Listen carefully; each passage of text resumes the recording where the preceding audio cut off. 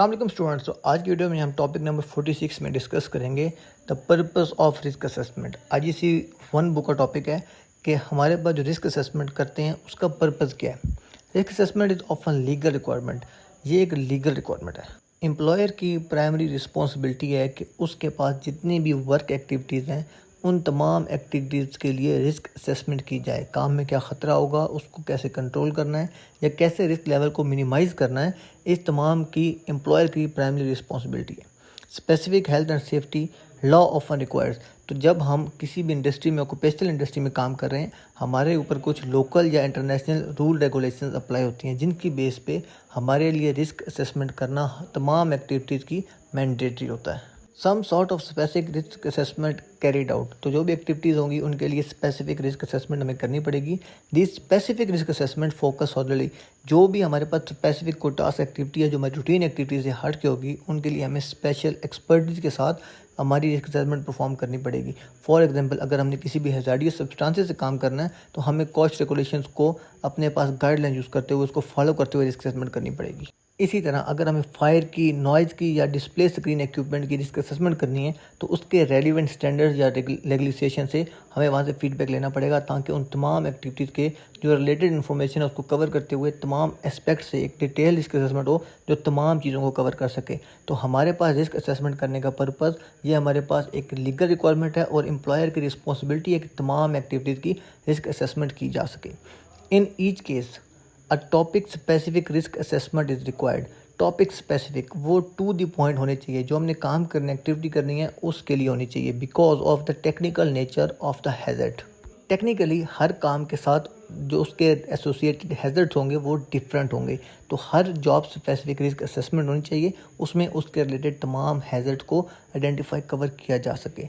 The aim of risk assessment is to ensure that hazard are eliminated। सबसे पहला prime M क्या होगा कि हैज़र्ड को हमने एलिमिनेट करना है।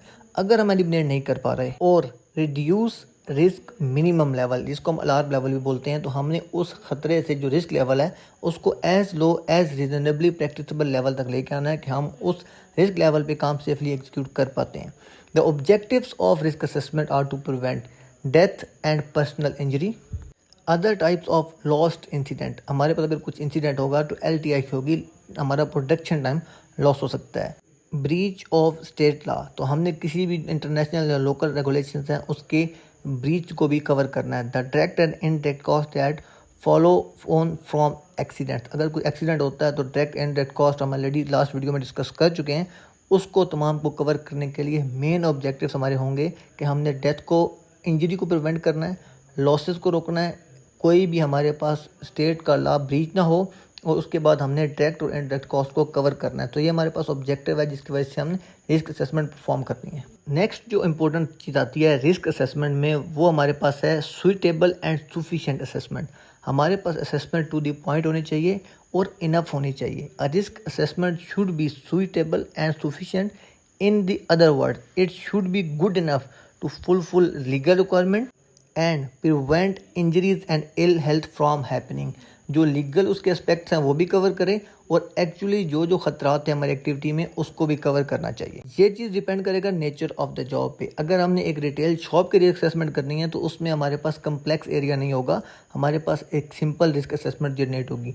लेकिन अगर हमने एक केमिकल प्रोडक्शन या केमिकल वर्कशॉप की या केमिकल वर्क एरिया की रिस्क असेसमेंट करनी है तो हमें एक कम्पिटेंट स्टाफ चाहिए होगा, हमें कम्प्लेक्स कंपोनेंट को तमाम डिटेल से तमाम हैज़र्ड्स को कवर करके उसके एग्जिस्टिंग कंट्रोल मेजर को रिव्यू करते हुए एडिशनल कंट्रोल मेजर रिकमेंड करने पड़ेंगे।